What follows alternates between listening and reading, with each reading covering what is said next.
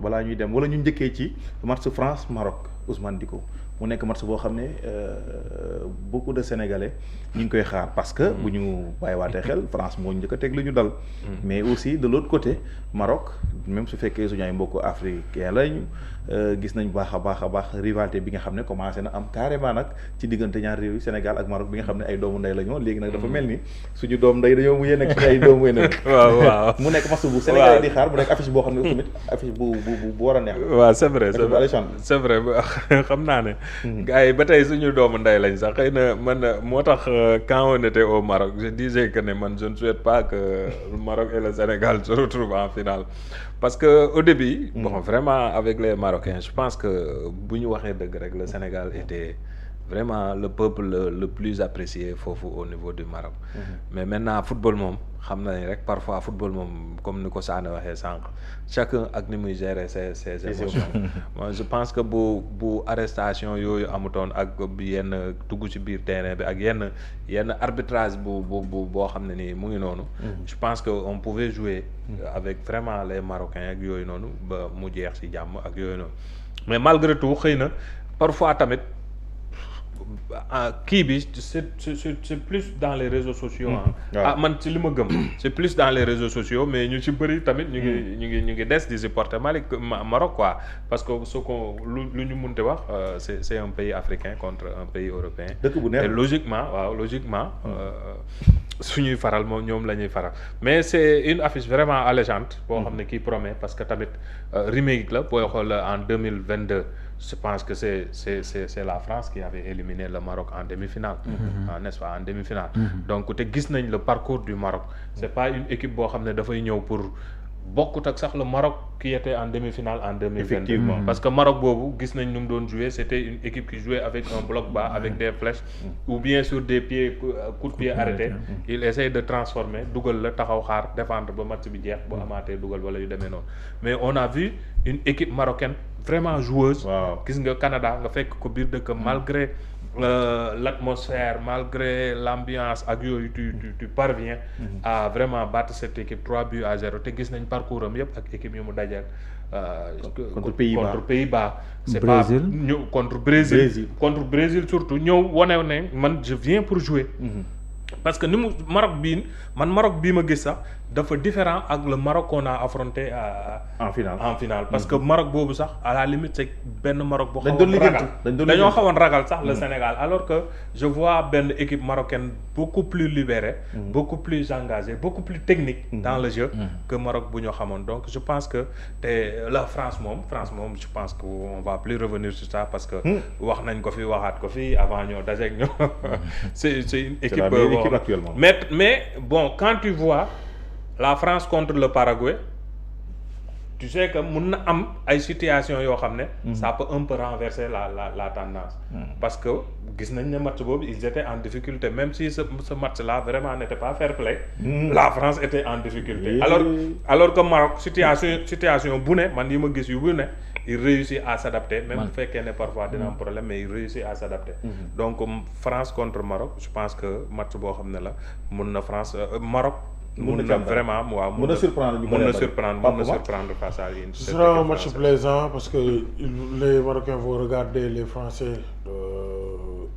de face en plus revanche la mais li si nar a neex mooy ce sera un match ouvert waaye dañuy ñëw du football et en plus ce sera animé par l'envie d'aller encore continuer l'histoire pour le Maroc encore rééditer l'exploit d'aller en demi-finale de Coupe du Monde ce qui n'est te moom rek moo ko def donc day confirmer waat loolu la France qui veut faire qui a toujours à travers la gauche si li nga xam ne mooy défaite bi ñu amoon contre Argentine tamit bëgg nañ yeggali finale ce sera un match très très très plaisant te si match boobu tamit y a un match boo xam ne foo y a un match excusez-moi dina am match boo xam ne dina est-ce que doo naan non naan dina am benn match bu plaisant si diggante bi ndax bloc médian wu Maroc baax na trop surtout les sorties de balle avec Boadi ak Onani mais aussi ils seront en face de l'équation Olysée Mbappé donc dina nekk match boo xam ne dina plaisant trop sur le plan technico-tactique et ce sera un match où le plus grand tacticien va gagner Inch'Allah. Rapidement Ibrahima par rapport à cette affiche Maroc France balaa ñuy terminer ak li nga xam ne ni moo di. Portugal Espagne. waaw c'est ça sent la revanche. mën nga leen boole waale sax voilà ça sent la revanche dans l'air parce que Marocains dañuy bëgg a fayu ndax France moom moo leen xañoon dem finale déjà le fait que d'aller en demi-finale c'était un exploit. ñuy fàttali tamit Maroc avec cette qualification en quart de finale mu nekk le premier pays africain à aller 2 fois de suite en quart de finale ndax yeneen pays africains yu mos a qualifié quart de finale yeneen yi moom dootoo ñëwaat donc Maroc moo ko tegle ñaari yoon 2022 2024 2026 mu nekk un exploit mu nekk tamit équipe bi nga xam ne elle s'est jouée comme lu di ko wax je pense qu'elle va regarder cette équipe française les yeux dans les yeux France tam am na armada offensive ndax gis nañ ko mu ngi koy wone depuis le début de la compétition mais cette équipe marocaine tamit elle s'est jouée elle s'est défendre parce que Maroc marqué na 10 buts à égalité avec le Sénégal ñu fàttali le Sénégal moom mooy la première nation africaine bu marqué 10 buts en une seule édition de Coupe du Monde mais ñu lu ñu yàqal mooy dañoo encaissé 9 buts loolu moo ñu yàqal contrairement au Maroc. ce qui montre qu'on n'a pas une équipe faible. Voilà c'est ça affaire yi c'est le niveau qui est trop élevé. Voilà c'est ça en plus tamit on a eu Ismaïla Sarr qui a eu à égaler Roger Mila bi nga xam ne moom moo nekkoon le seul joueur africain bu marqué 4 buts dans une édition de Coupe du Monde c'était en 1990 en Italie. Ismaïla Sarr a égalé ce record peut-être bu Sénégal qualifié woon Ismaïla Sarr sera le premier à marquer 5 buts malheureusement fii la yem donc mu nekk match bu ñëpp di xaar keroog maa ngi doon déglu benn waaye mun wax match bi ku gagné baax na ndax suñu ñaari noonu ñooy daje on aura un ennemi de moins j'espère qu'il n'a pas tort donc que le meilleur gagne mais en tant qu'Africain on veut que Maroc mu demal ba demi-finale donc Portugal Espagne foofu tamit ay retrouvailles la entre deux grandes nations c'est le derby ibérique ñaari pays yoo xam ne ay frères ennemis lañ donc ñu fàttali tey mooy nekk la 4e fois ñuy daje en Coupe du Monde si 3 précédentes rencontres yi boo xoolee Espagne moom moo am 2 victoires ndax leur première rencontre Coupe du Monde c'était 1934 Espagne moo dooroon Portugal 9-0 bon xam naa dañ naan jamono yàgg la woon après ñu dajewaat en 2010 en Afrique du Sud boobu c'était en 8e de finale victoire 1-0 de la Roja un but marqué par David Villa l'ancien attaquant de Valence en 2018 mooy 3e fois en Coupe du Monde boobu match nu spectaculaire 3 buts partout la woon avec un Cristiano Ronaldo qui avait signé son premier triplé en Coupe du Monde on se rappelle de ce fameux coup franc à la 88e minute qui bat littéralement le gardien Iker Casillas donc tey jii xam naa on aura un match de légende parce que toujours ñoom ñaar bu ñu dajee day métti mais ñu fàttali leur dernière confrontation c'était en finale de la Ligue des Nations boobu Portugal moo leen gagné woon à la séance des tirs au but avec Ronaldo qui avait égalisé 2 buts partout en toute fin de partie. donc match bu neex la Sané donc le match Portugal. Bon man pour résumer ça déjà c'était 10 équipes africaines.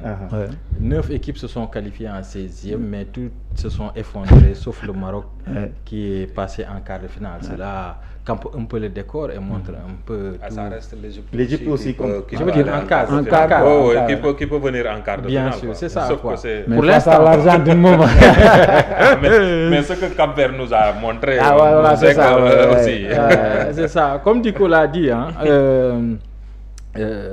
c'est vrai que suñuy doomu ndey la ñu et aujourd'hui nous sommes les pires ennemis. La force est de voir que le Maroc pratique un jeu extrêmement cohérent, un bon jeu avec beaucoup d'engagement. Voilà quoi, un jeu extrêmement séduisant. Donc la France doit faire vraiment attention quoi s'il ne veut pas être surprise. Pour Portugal, Espagne, je pense que la force toutes les deux équipes ont voilà quoi de fortes individualités. Maintenant, la défense, ce que l'équipe portugaise n'a pas, c'est cette défense de fer de l'Espagne qui n'a pas concédé de défaite, qui n'a même pas pris de but durant cette compétition. Donc, je pense que ce sera quand même un point fort quoi. En tout cas que le meilleur gagne. Entre la France et le Maroc dinaa ci ñëwaat pour wax leen kan laa faral quoi. Yamal face à Ronaldo. Inch'Allah rabbi merci Ousmane Dicko. Jaajëf. Merci Ibrahima Ndiaye, Pape Omar Keita, merci Youssoupha Sané, merci à Kiren qui nous accompagne ci émission bi ak boisson beeg ndox bi nga xam ne moom la ñu tegal. Merci à Abdoulaye Seck ak Omzito ñoo nekkoon ci réalisation bi toute l'équipe de Sanab ñu ngi leen jërëjëfee di leen dig daje inch'Allah beneen yoon ci beneen plateau.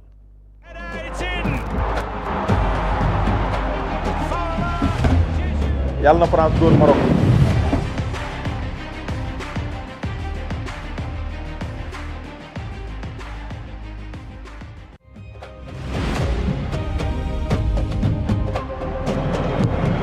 Trying to break free. There's the header. It's in.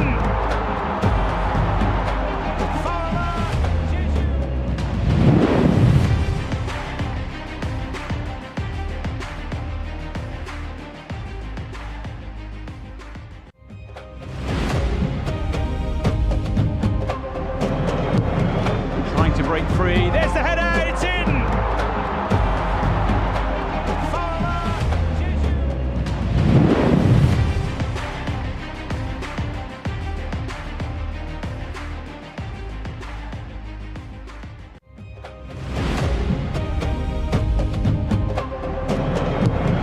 Trying to break free. There's the header. It's in.